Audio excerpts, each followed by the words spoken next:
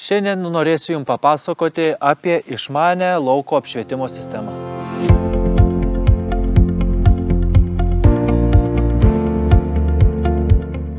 Taigi, šiame sklype jau turime išdėstę išmanius šviestuvus. Tai reiškia, kad jie turi 3 pagrindinės funkcijas.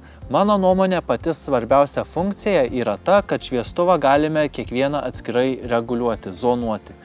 Antra funkcija yra dimeriavimas, tai reiškia, kad galime reguliuoti šviestuvo galią, intensyvumą. Ir trečia funkcija RGB, tai reiškia, kad galime reguliuoti spalvą, kuria bus apšviečiami objektai. Taigi, turime sumontuotą apšvietimą, dabar reiktų protingai jį įdarbinti. Tam, kad galėtume tai padaryti, mums reikėtų šiek tiek sužinoti apie kliento rutiną. Šiuo atveju mūsų klientas dirba nuo pirmadienio iki penktadienio, nuo 8 iki 5, dažnai savaitgaliais rengia barbekių vakarėlius su draugais ir giminaičiais, o pagrindinės metų šventės taip pat praleidžia namuose. Žinant šią informaciją, mes jau galime tinkamai suprogramuoti apšvietimą pagal klientą.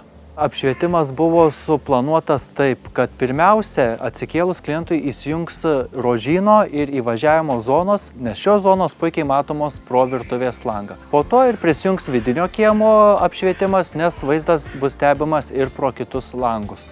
Po tam tikro laiko, kai klientas išvažinės iš namų, šviestuvai išsijungs į budėjimo režimą.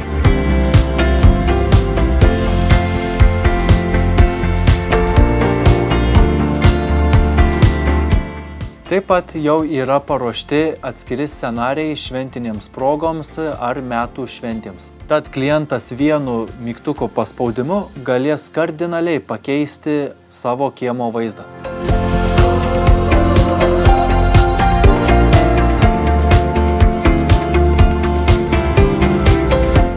Šiek tiek dar norėčiau atkreipti dėmesį į šitą spygliuotį.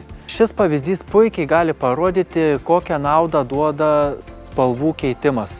Nes dažniausiai įsivaizduojame, kad jeigu šviestuvas gali keisti spalvas, tai kad būtinai reikia naudoti tas sintetinės ryškiai raudoną, ryškiai mėlyną, žalią spalvą.